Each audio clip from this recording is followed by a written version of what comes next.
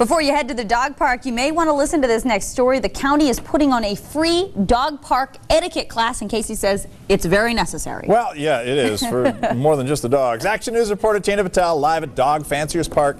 So, Tina, what kind of skills are the dogs and humans learning? Well, it's not about obedience. It's about simple kind of manners, if you will. And now that the sun's up, Alfredo, we've actually seen a lot more people come to the dog park. We've got the Action News Hawk, and you can see just how many people are here with their pets. And there's already been some near problems.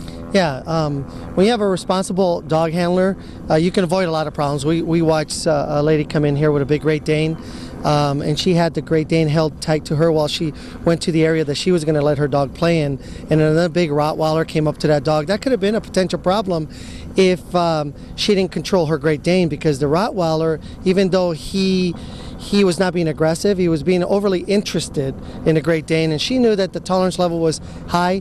She kept that from being a problem. One of the nice things that we're seeing this morning is dogs are seeming to kind of go to their own areas to kind of avoid those problems. But then you also said some of the dogs we've seen, they get really close to each other on each side of the fence, and that's something you need to keep an eye on too, right?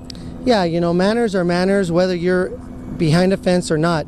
And the problem with some handlers is they allow the dogs to fence fight. They're barking behind the fence. The problem with that is you're giving them a license to not have good manners, because when you don't have a fence available, if they act that way, that could become a problem. So the dog etiquette class that you're giving this afternoon is really about having awareness of your dog and keeping an eye on how they're interacting with the other dogs, right? Right, just pay attention to your dog and redirect energy if the energy is not acceptable.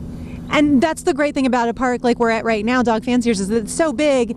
If you see a problem, you can just move. You said you can just simply move your dog to another part of the park, focus them in a different area. Remember, we're here to have fun. This area was created so dogs can run and have fun. We're not saying we don't want you to have fun. Is be aware of your dog's energy and redirect the energy to another side of the park so it could be more safe. Well, it's such a great thing that you're having the class, because what you did say to me earlier is that there have been people that have come to dog parks, had a bad experience, and never come back. So this is a way that you can just learn a couple tips so you know you can come here and everyone can have a good experience. Yeah, the idea is for everyone to take advantage of the resources that we have here.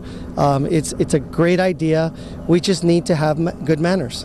Perfect, guys. The class is from 4 to 5:30 today, and if you can't come today, they're actually going to do this free class every second Wednesday of the month. So there's plenty of opportunities to come and talk to some people who are experts and get a few ideas on how you can better control your dog. And yeah, the one thing I guess we've been saying all morning, that it's not necessarily the dogs we have to pay attention to. It's the owners that need to know about etiquette. Casey and Lisa? Yes, indeed. Bingo. And Tina, we have a question from the studio. Kim Smith wants to know what an owner should do if the dogs actually get into a fight. Now, if the dogs actually get into a fight, what should an owner do? Should they step in? You need to grab your dog. Each owner grabs their dog, because most of these dogs don't have manners to begin with. They're not going to listen to you if you say stop.